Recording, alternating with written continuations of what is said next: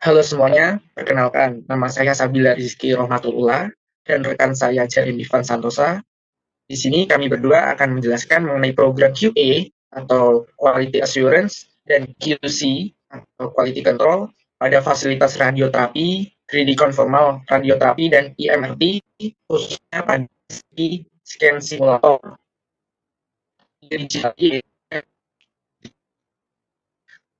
Tujuan di adanya program QC ini adalah sebagai panduan program quality control dan quality assurance yang komprehensif bagi fisikawan medis untuk CT scanner, khususnya bagian image quality.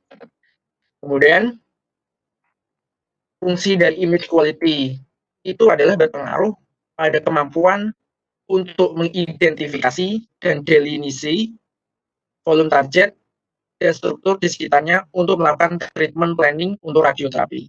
Jadi dengan adanya QA dan QC ini, tujuannya adalah agar dihasilkan image quality dari CT scanner diperoleh gambar yang terbaik. Kemudian tujuan berikutnya adalah melakukan identifikasi adanya degradasi dari performa citra, memastikan bahwa spesifikasi dari scanner memenuhi kriteria, dan adapun ketika scanner ini mengalami kegagalan atau tidak dilakukan quality control atau quality assurance, kualitas citra tidak optimal sehingga menyebabkan kesalahan pada bagian dari volume target atau pada delineasi dari struktur normal sebagai volume target. Kemudian mengenai ruang lingkup dan poin-poin 1, 2, 3, 4 akan disampaikan oleh rekan saya Jeremy Van Santosa, sedangkan saya akan menjelaskan pada poin nomor 5, 6, 7, dan 8. Selanjutnya mengenai ruang lingkup dari program QA untuk CT simulator ini. Yang pertama item yang diuji yaitu image noise, ya, dengan keterangan untuk frekuensi ujinya yaitu harian dan batas toleransi sesuai dengan spesifikasi dari manufaktur. Yang kedua yaitu field uniformity atau keseragaman bidang scanning. Uji ini dilakukan dalam frekuensi bulanan dan tahunan. Untuk yang bulanan dilakukan menggunakan KVP dan untuk yang tahunan digunakan uji untuk selain KVP. Batas toleransi untuk item ini adalah 5 Hounsfield unit. Yang ketiga yaitu konversi densitas elektron menjadi CT number. Uji ini dilakukan untuk frekuensi tahunan. Uji ini dilakukan setiap tahun atau setelah dilakukan kalibrasi. Hasilnya harus konsisten dengan hasil dari commissioning dan spesifikasi tes phantom dari manufaktur. Item keempat yaitu lapangan integritas spasial. Tes ini dilakukan dalam frekuensi harian dan bulanan. Untuk hariannya dilakukan untuk uji sumbu X atau Y, untuk bulanannya dilakukan untuk uji sumbu X dan sumbu Y juga. Batas toleransinya kurang lebih 1 mm. Selanjutnya uji resolusi spasial. Uji ini dilakukan dengan frekuensi tahunan. Batas toleransi sesuai dengan spesifikasi dari manufaktur yang diberikan. Uji resolusi kontras juga sama, dilakukan dengan frekuensi tahunan dan toleransinya sesuai dengan spesifikasi manufaktur. Begitu juga dengan pengukuran MTF. Selanjutnya item terakhir yaitu akurasi nilai CT number, dilakukan dengan frekuensi harian dan bulanan. Untuk hariannya dilakukan untuk CT number untuk air, untuk bulanannya dilakukan untuk 4-5 material yang berbeda dicari CT number-nya. Untuk tahunannya digunakan CT number untuk electron density phantom. Batas toleransi untuk Hounsfield unit dari air adalah kurang lebih 5. Ini adalah item yang akan kita kaji metode pengujiannya, yaitu 8 item yang tadi sudah disebutkan. Item yang pertama, image noise. Image noise itu dilakukan dengan cara menggunakan tahapan yang berikut ini, yaitu melakukan pemindaian, lalu memusatkan phantom air model kepala ke bukaan gantry di atas meja, kemudian memindai phantom dengan standar scanning untuk kepala, hasilnya dicatat, Kemudian dilakukan evaluasi hasil scanning. Jika masih kurang tepat, dapat dilakukan scanning atau pemindahan ulang lagi. Selanjutnya dilakukan perhitungan standar deviasi dari nilai pixel dan region of interest yang berpusat pada phantom. Scanning yang dilakukan dapat diulangi lagi menggunakan phantom air model badan dengan cara-cara yang sama. Untuk mencari parameter-parameter untuk noise dapat digunakan kedua rumus ini. Selanjutnya yaitu field uniformity. Untuk melakukan uji ini dapat diikuti tahap-tahap seperti pemindaian kalibrasi noise sesuai dengan rekomendasi manufaktur, menempatkan head phantom di country yang berpusat pada sumbu rotasi, kemudian melakukan standar scanning kepala dan lebaran irisan terluas tanpa ada apapun selain head phantom di daerah pemindaian tersebut. Kemudian dilakukan evaluasi gambar hasil scanning, dan dilakukan pengulangan lagi pemindaian body phantom menggunakan standard scanning. Kemudian mengulangi pemindaian body phantom dengan menggunakan lebar irisan yang tersempit. Kemudian diulangi lagi untuk pemindaian dengan menggunakan variasi KVP yang dikalibrasi menggunakan filter beam hardening tertentu atau filter kompensasi apapun. Langkah terakhir yaitu dengan menentukan rata-rata city number di pusat phantom di 4 sisi tepi phantom di dalam ROI berukuran sekitar 1 cm persegi dan memastikan bahwa ROI hanya mengandung air. Ketiga yaitu quantitative city. Item ini diuji dengan cara melakukan scanning di daerah beragam dari phantom manufaktur. Kemudian city number air rata diukur dengan menggunakan region of interest tool. Untuk pengukuran konversi densitas elektron menjadi city number digunakan phantom yang terdiri dari beberapa objek yang telah diketahui komposisinya. Tadi 45 objek itu. Terus kemudian digunakan ROI tool untuk mengukur city number rata untuk tiap material objek. Langkah terakhir yaitu dibuat plot grafik untuk membandingkan hasil pengukuran dan data commissioning. Ini merupakan contoh dari plotting grafik antara electron density dan city number. Yang keempat yaitu spatial integrity. Di sini kita dapat melihat alat yang berupa phantom yang telah diketahui dimensinya, yaitu yang memiliki dimensi luar 25 cm dan tinggi 20 cm. Kemudian terdiri dari 3 kaki leveling, garis-garis ortogonal yang pada setiap sisi, bantalan bola tertanam di sepanjang sumbu X dan Y. Dari hasil scanning dari phantom yang telah saya tunjukkan tadi, digunakan untuk mengonfirmasi ukuran phantom yang benar. Spatial integrity setiap linearitas gambar yang telah divisualisasikan oleh dua bantalan bola, yaitu tidak ada distorsi spasial di dalam bidang scan, seperti yang dapat dilihat dari gambar berikut.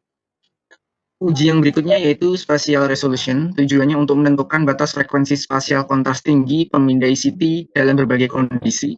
CT simulator harus memenuhi kinerja resolusi spasial yang ditentukan oleh pabrik.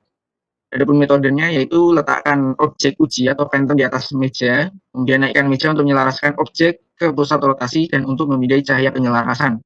Pastikan bahwa kondisi meja maupun gantry tidak miring. Jika pada pemindaian pertama objek telah disejajarkan dengan benar, maka lakukan hal tersebut untuk objek dan pemindaian berikutnya. Kemudian yang kedua yaitu pindai objek tersebut dengan menggunakan semua standar pemindaian mulai standar kepala hingga tubuh dengan lebar slice 8-10 mm. Simpan data kasar hasil pemindaian tersebut. Kemudian untuk mengevaluasi peningkatan resolusi dapat dilakukan dengan menggunakan faktor-faktor lain yang diterapkan untuk pemindaian kepala, yaitu dengan memvariasikan faktor seperti mengubah tingkat resolusi secara satu persatu, yaitu sampling sinar, ukuran titik fokus, ukuran detektor, dan lain sebagainya. Kemudian evaluasi efek variasi konvolusi kernel dengan merekonstruksi kumpulan data kasar hasil pemindaian kepala yang tersimpan dengan setiap data hasil pemindaian yang sudah ada sebelumnya. Evaluasi efek variasi ukuran pixel menggunakan data hasil pemindaian yang telah disimpan di poin B untuk direkonstruksi dengan matriks gambar terbesar dan kernel konvolusi standar. Lakukan evaluasi untuk FOV yang bervariasi mulai yang terkecil hingga yang terbesar. Ulangi jika ukuran matriks lain tersedia. Dan untuk analisanya yaitu atur narrow window weight dengan ukuran window level setengah dari nilai-nilai pixel kedua material dalam pola resolusi. Tentukan batas resolusi untuk setiap gambar yang diamati. Jika mengharuskan untuk memperbesar gambar agar mempermudah visualisasi objek uji, gunakan perbesaran non-rekonstruksi agar tidak mengubah ukuran piksel yang sebenarnya. Simpan gambar hasil uji tersebut yang dapat digunakan untuk perbandingan dalam pengukuran penjaminan kualitas berikutnya. Adapun di layar ditampilkan gambar perbandingan hasil evaluasi performa Phantom. Untuk yang A yaitu line pair section, yang B adalah MTF section, dan yang C adalah low contrast resolution section. Kemudian uji yang berikutnya adalah resolusi kontras. Tujuannya yaitu menunjukkan bahwa CT scanner memenuhi atau melampaui spesifikasi yang ditentukan pabrik dalam hal resolusi kontras rendah, yaitu untuk menentukan kemampuan CT scanner dalam membedakan objek kontras rendah. Adapun metode yang dilakukan yaitu melakukan pemindaian sesuai yang direkomendasikan oleh pabrik pembuat CT scan. Kemudian tempatkan benda uji di atas meja, jajarkan dengan scan cahaya pelurus pemindaian dan pusat rotasi. Pastikan bahwa meja dan gantry tidak dimiringkan. Tahan posisi tersebut pada pemindaian berikutnya. Kemudian pindai dengan parameter pemindaian kepala. Simpan kumpulan data kasar yang telah saya ulangi, simpan kumpulan data kasar hasil pemindaian tersebut. Kemudian periksa gambar dengan narrow window width untuk melihat keberadaan artefak seperti goresan atau lubang. Jika diperlukan, ulangi pemindaian dengan media udara. Ada parameter-parameter yang dapat digunakan untuk mengkarakterisasi kontras secara lengkap dan menyeluruh, yaitu dengan variasi miliampere second atau MAS, kemudian tabung tegangan, variasi mode pemindaian peningkatan resolusi yang lain, atau konvolusi kernel. Adapun hasil uji yang ditetapkan yaitu untuk uji resolusi kontras, batas toleransi harus sesuai dengan spesifikasi yang ditentukan oleh pabrik. Uji yang berikutnya yaitu pengukuran MTF atau Modulation Transfer Function. Merupakan fungsi matematis yang menggambarkan kemampuan sistem untuk mereproduksi range dari frekuensi spasial pada objek citra.